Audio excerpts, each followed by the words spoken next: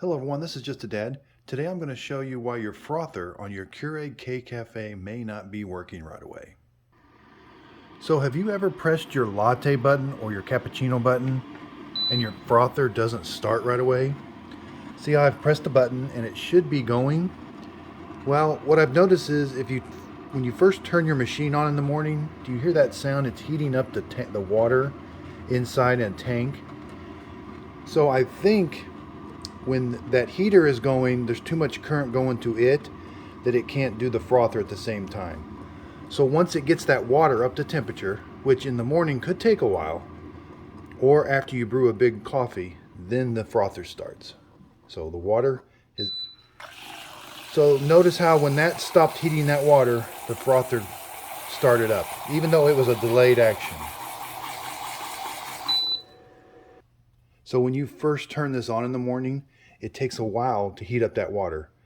There's a tank in there that it's got to heat up first, which draws a lot of current, and your frother cannot be going at the same time when that happens. And what I've noticed too is, so say everything's up to temperature now. I'm going to press the Latte button. My frother starts right away, but now this frother is drawing a lot of current because it's got to heat it up. I can't brew my espresso shot or a coffee. So let's just try a coffee. This brew process is not going to take place until the frothing is done. So this is just something I've learned over time. Sometimes you just got to wait. It seemed like when I first got the machine, I was able to do both of them at the same time.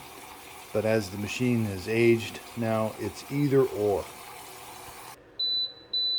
Okay, so my frother is done now. It's heated up this water.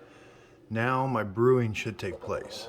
So this was just kind of on standby. Even though I pressed the 10-ounce button and the K button, nothing came out until the frothing was done. So it looks like it's just an either or. You're either going to do this or this. Okay, so the same holds true if you do your coffee first. So let's say you do your latte shot first. Press that and then the shot button. So it's brewing my latte button. I'm going to come over here and hit the latte. So this time it worked. I'm brewing the shot and the froth at the same time. So again, sometimes I do think this thing has a mind of its own sometimes. Sometimes you do just have to be patient. Okay, so let's do the same test. Let's do coffee, 8-ounce K. We're brewing my coffee first. Then let's come over here and hit the latte. Okay, so when I do a coffee, the latte, the frother is not working yet. So I bet it's going to wait for the coffee to get done brewing, and then it'll do the frothing. Okay, so the coffee's done brewing.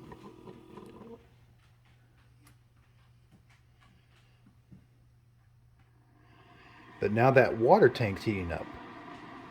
So you hear that water boiling. I've still got this, I pressed this earlier, it's still flashing. I'm not frothing yet. So I bet once it's done heating that water in the tank, that's going to start.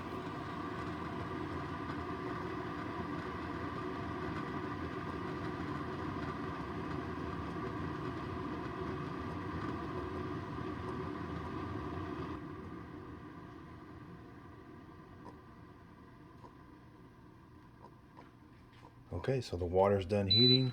Yep. And then this kicked on automatically. So sometimes you do have to be patient. You may press the button and nothing happens.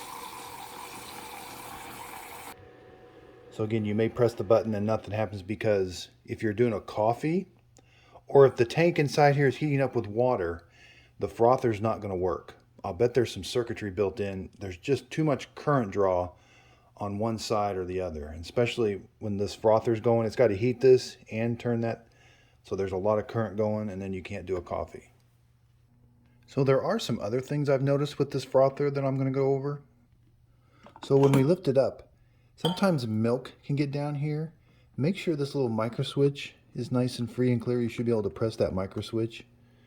And make sure this is, you can just wipe this out. I would not pour water down here because it could get into the machine, but just make sure this is nice and clean.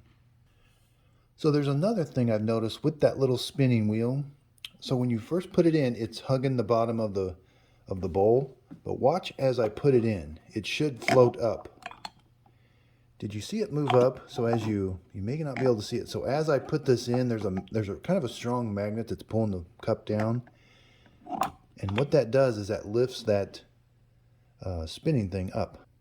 And now I can see if I press on that, it goes up and down. So just make sure this moves freely if your frother's not working. So the main thing with this frother, when you first turn it on in the morning, it's going to sound really loud because it's heating up that water tank. And when you try to do a latte, your frother does not start until that water is heated up. So after that water's done boiling, again, you can see the lights flashing. You're like, oh, my frother should be working. Why is it not working? I thought mine was broke at first, but it just has to heat that water up. And in the morning, that can take a little bit. And you get nervous thinking, what's going on? Why is it not working? All you got to do is just wait for that water to get heated up.